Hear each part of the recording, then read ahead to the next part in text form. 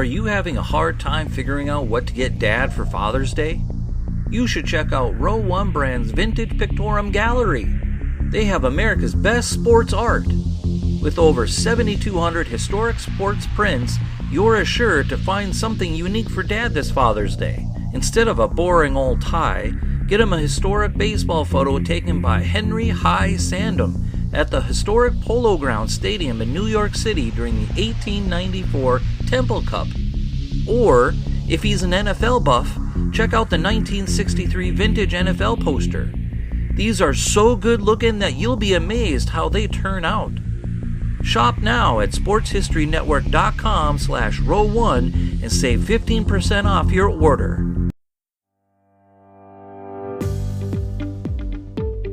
Thanks for listening to the Pigskin Tales Podcast. This story was written and produced by your host, Ross Bliley. Edited by Nikki Bliley. You can follow me on social media outlets, Facebook, Twitter, and Instagram. You can find the podcast on multiple music streaming providers including Spotify, Amazon Music, and Audible. If you like what you hear and want to support my work, subscribe to the show on the Sports History Network. As a conversation starter, you can email me questions or leave feedback of the show at pigskintalespodcast@gmail.com. The soundtrack is provided by Kevin MacLeod of filmmusic.io. Before we get into the story, I have to mention newspapers.com. I use it for my research and I love it because it gives me so much interesting information I would have never found otherwise. If you visit sportshistorynetwork.com, we offer a free 1-week subscription as a trial. With a paid subscription, you'll be supporting the production of this podcast as well as the other shows. Once again, thanks for listening to the Pigskin Tales Podcast.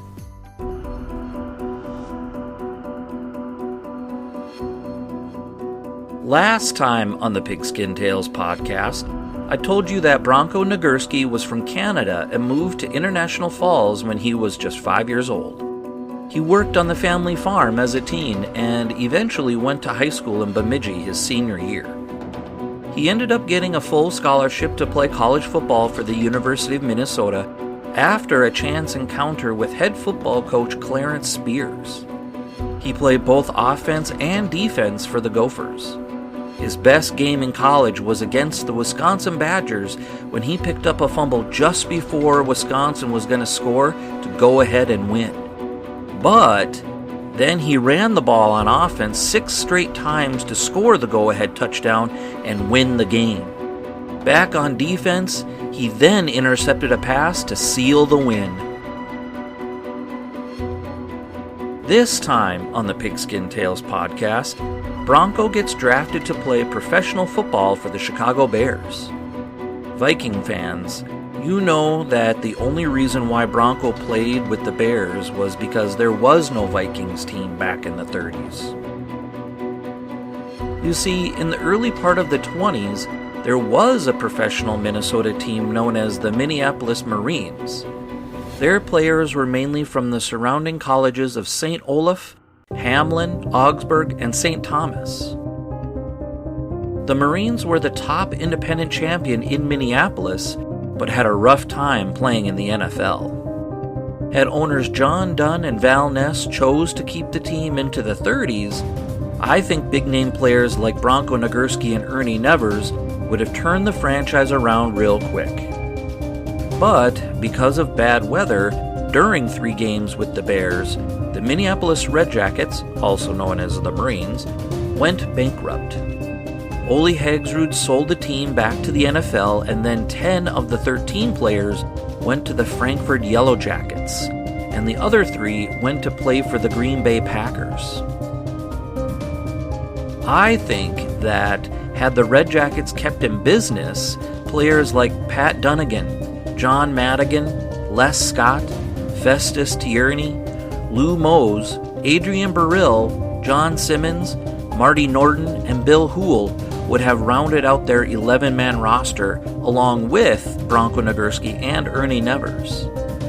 The coach of the team should have been Herb Joesting, who played for the Gophers with Nagurski. Joesting was a coach of the Red Jackets towards the end of the dismantling of the team, but it wasn't early enough for him to make an impact. Now that I'm done ranting about the Minneapolis Marines and the Red Jackets, this is part 2 of the story of Bronko Nagurski. In 1929, the Associated Press tabbed Nagurski a consensus All-American at the fullback position. In the same breath, they also tabbed him a consensus All-American at the defensive tackle position. He rushed for 737 yards that season and etched his name into the Collegiate Hall of Fame in 1951, its inaugural year. The Gophers, still coached by Clarence Spears, went 6-2 in the Big Ten Conference. According to the website Yourdictionary.com, Nagurski was the first college player in history to be named an All-Star at 2 positions. To end his college career, Nagurski helped the Gophers beat their rival Wisconsin Badgers in a 1-point victory on Saturday, November 23, 1929, 13-12. Chicago Bears owner George Halas had scouted Nagurski for 3 years, and when it was time, he eventually convinced the Brute to sign a $5,000 a season contract to play professional football for the Chicago Bears.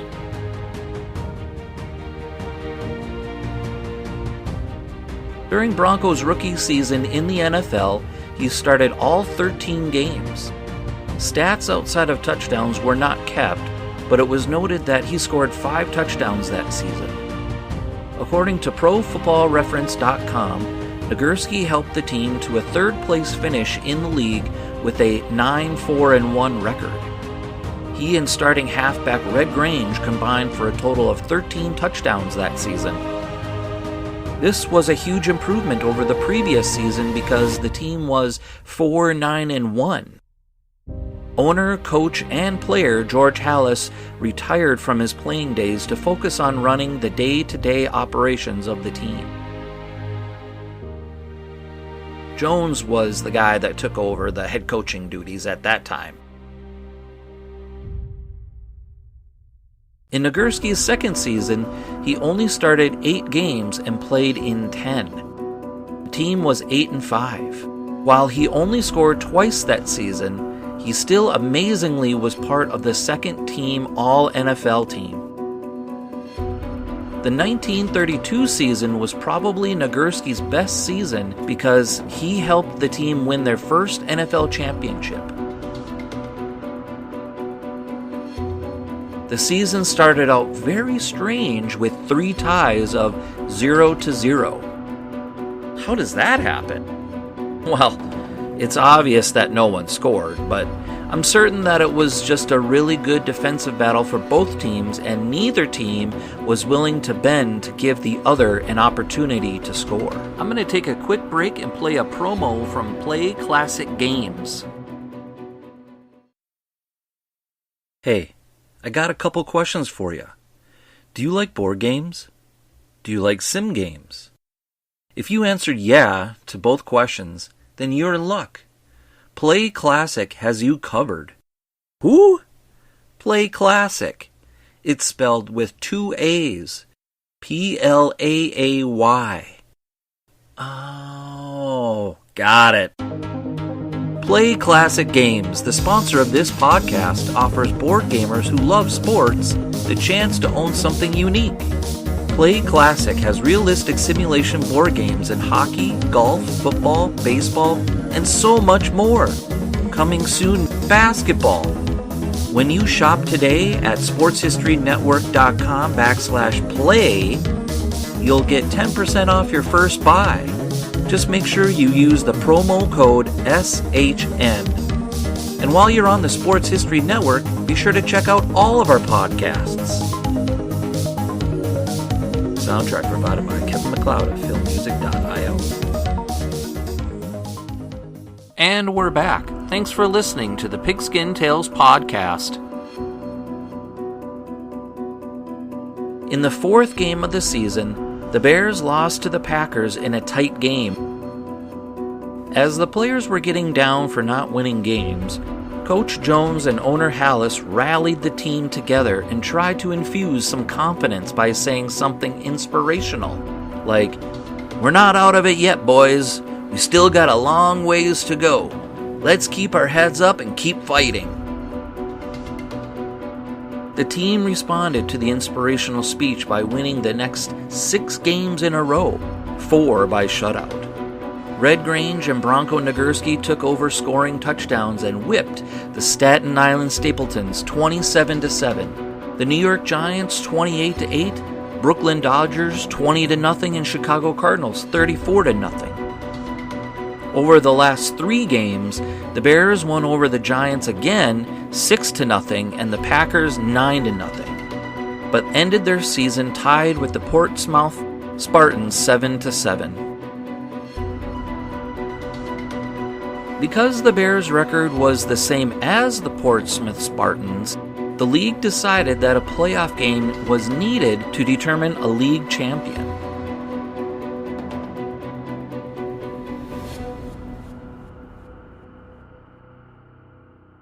On December 18, 1932, the Chicago Bears, led by Red Grange and Bronko Nagurski, played the first ever NFL playoff game in league history at the fabled Chicago Stadium. Because the weather outside was frigid and snow was waist deep, the league decided it was best they play indoors at the city's NHL arena. According to History.com, the field was only 60 yards long and 48 yards wide. This is 40 yards shorter in length and 5 yards shorter in width than a normal NFL size field. Sometimes you just gotta make do with what you got. The night before the game, the circus was in town, so just imagine the smell of elephants and tigers hanging around the place. Because of the circus, there was no grass on the field. The crew that reworked the playing surface added 400 tons of dirt just to make sure the players had a decent playing surface. The rules of the game had to be changed just slightly because of the smaller venue. Both teams agreed to a no field goal rule. Punts were crazy, as most of the time they went into the seats and fans had to try and get out of the way. George Halas was interviewed after the game and said, "I don't think anything could compare. The only thing not ridiculous about the whole mess was we won the game." Here's a snapshot of how the game turned out from History.com. In another bizarre twist, the teams agreed to move the ball back 20 yards after crossing midfield, further hampering the offenses. Multiple goal line stands highlighted a scoreless first 3 quarters. The Bears' defense, which shut out 7 opponents during the regular season, stood strong. The Spartans sorely missed their leading man, Dutch Clark. But Chicago briefly lost one of its own stars when 3 players crashed into Grange, who was carried off the field. After Bears defender Dick Nesbitt snared one of the game's 8 interceptions, compared to 5 pass completions overall, a fourth quarter Chicago possession neared the Portsmouth goal line. 3 Spartan stops kept the Bears on the 2-yard line. With the field goal not an option, Nagurski took the pivotal carry. But the Spartans' defense changed his plan. The third-year fullback lobbed a pass to Grange, who had re-entered the game in the final quarter for the game's only touchdown. The defenders converged, and there was no way I could get through, Nagurski later said.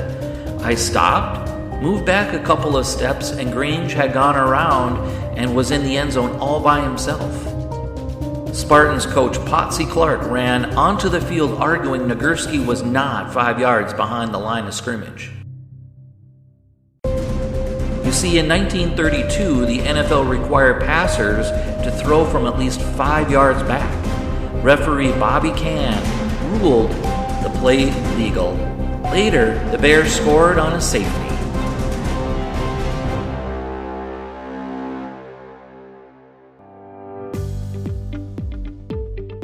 Thanks for listening to the Pigskin Tales Podcast.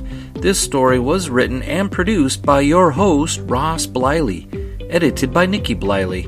You can follow me on social media outlets, Facebook, Twitter, and Instagram. You can find the podcast on multiple streaming providers such as Spotify, Amazon Music, and Audible. If you like what you hear and want to support my work, subscribe to the show on the Sports History Network. As a conversation starter, you can email me questions or leave feedback of the show at pigskintalespodcast@gmail.com. The soundtrack is provided by Kevin MacLeod of filmmusic.io. Once again, thanks for listening to the Pigskin Tales Podcast. We here at the Sports History Network proudly partner with 26 podcasts, all revolving around the history of sports.